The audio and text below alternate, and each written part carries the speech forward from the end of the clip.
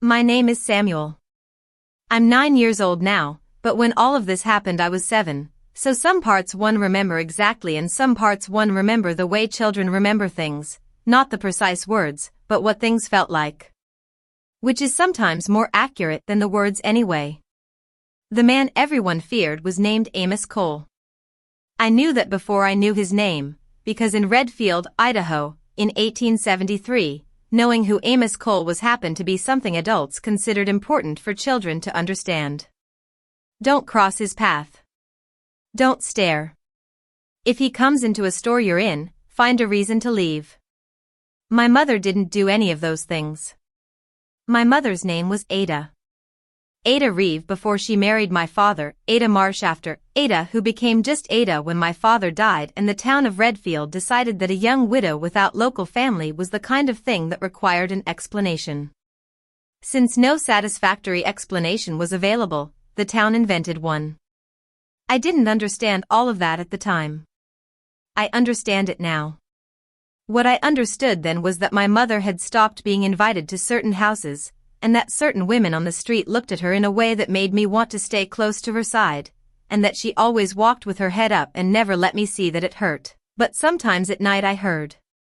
It was that winter I saw Amos Cole for the first time. He was standing outside the blacksmith's shop, waiting for his horse to be shod, and I was across the street with my mother and I stopped walking because there was something about him. Not the size, though he was large. Not the rifle in the scabbard on his saddle, though everyone's eyes went to it. It was the way he stood. Like he didn't need anything around him to know who he was. My mother noticed I had stopped. She followed my gaze to Amos Cole. She didn't cross to the other side of the street. Here's what I knew about Amos Cole at 7, assembled from adult conversations children collect without being meant to. He had come to Redfield 4 years ago from somewhere nobody knew, which was itself considered suspicious as men who wouldn't say where they came from were hiding something. Men hiding something were dangerous. Amos Cole was therefore dangerous.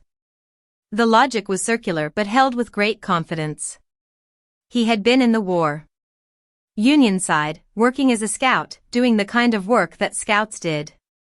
Men who had done that kind of work had a particular look, the adults said. Meaning, they had seen things, and those things had left marks. He lived alone 6 miles north of town.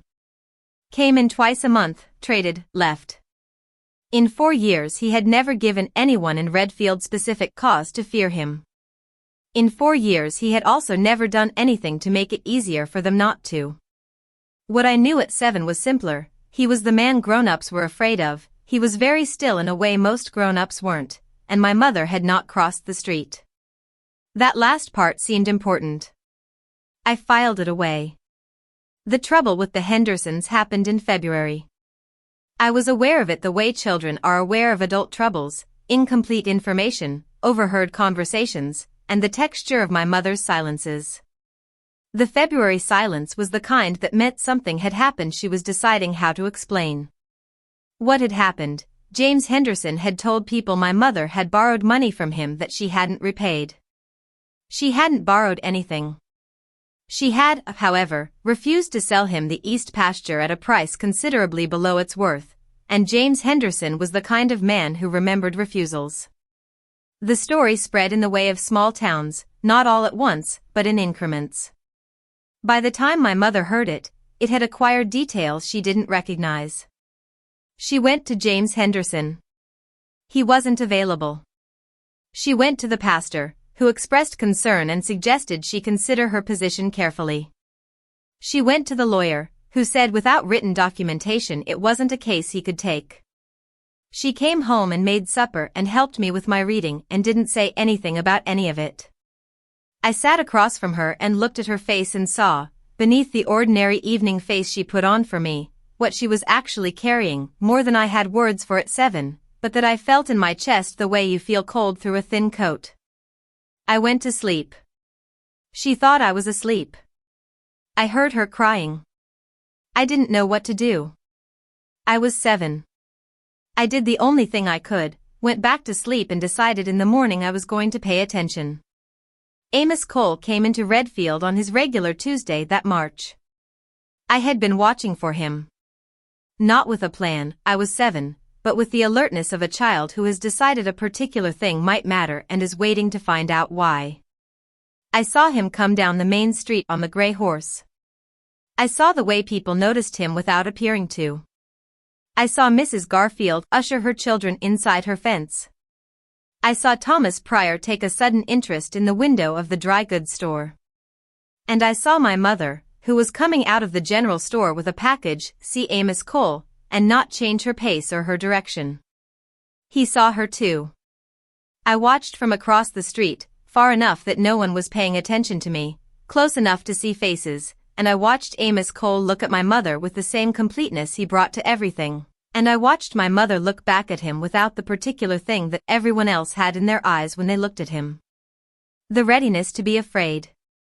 She just looked at him. Like he was a person. He tipped his hat. She nodded. That was all. She kept walking. He kept riding. I stood on the boardwalk and felt something I didn't have words for at 7 and would describe now as the world rearranging itself slightly around a fact that had just been established. My mother ran into Amos Cole 3 more times that spring. The first was at the general store, waiting for Carl Bauer to finish with another customer. My mother asked, without ceremony, if he knew anything about repairing a fence post heaved from the frost. He told her. She thanked him. Carl Bauer watched from behind the counter with an expression I now recognize as a man recalibrating. The second was on the road north, where Amos was coming in and we were going out to check the cattle. He stopped, said good morning, looked at me with the serious attention he brought to everything, and asked if I was helping with the cattle. I said yes, sir. He nodded as if this was exactly the right answer.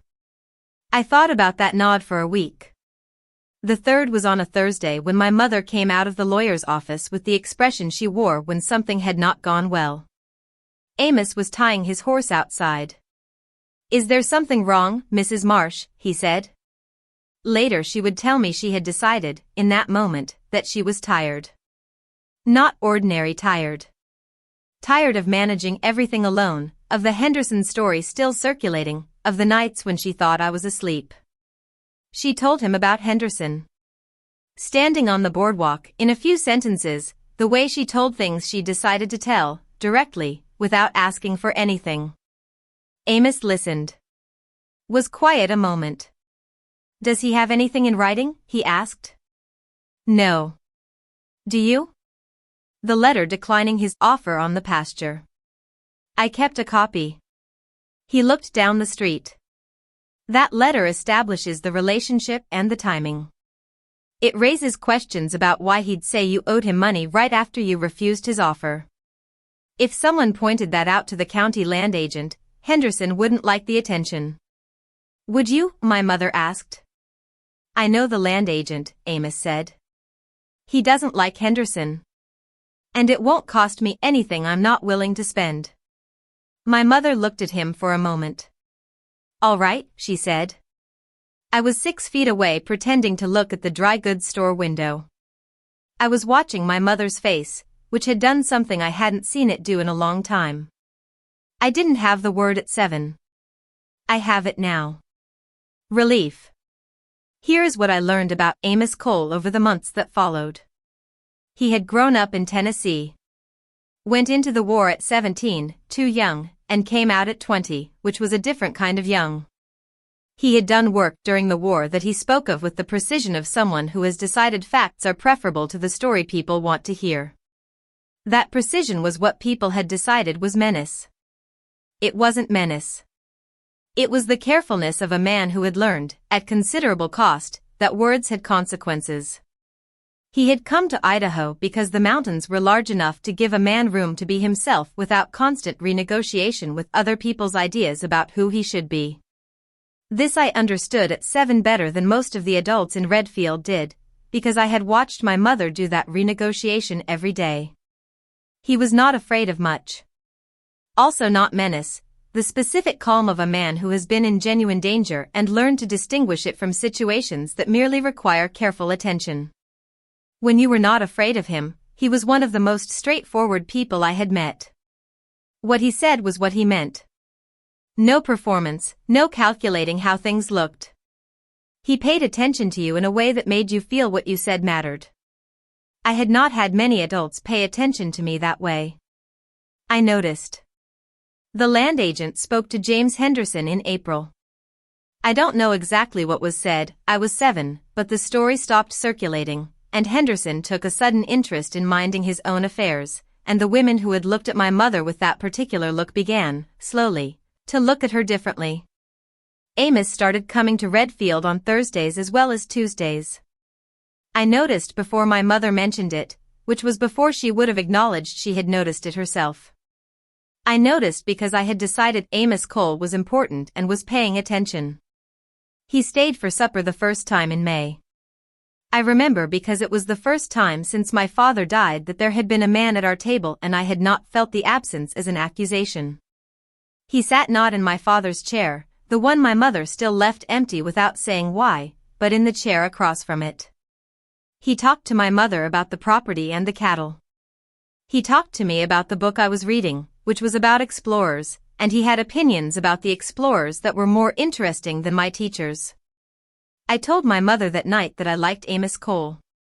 She smoothed my hair back and said she was glad. Her voice had the texture of someone saying something they mean more than they're showing.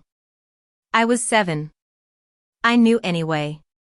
He asked her to marry him in October, a year after I first saw him outside the blacksmith's shop. I know because I was there.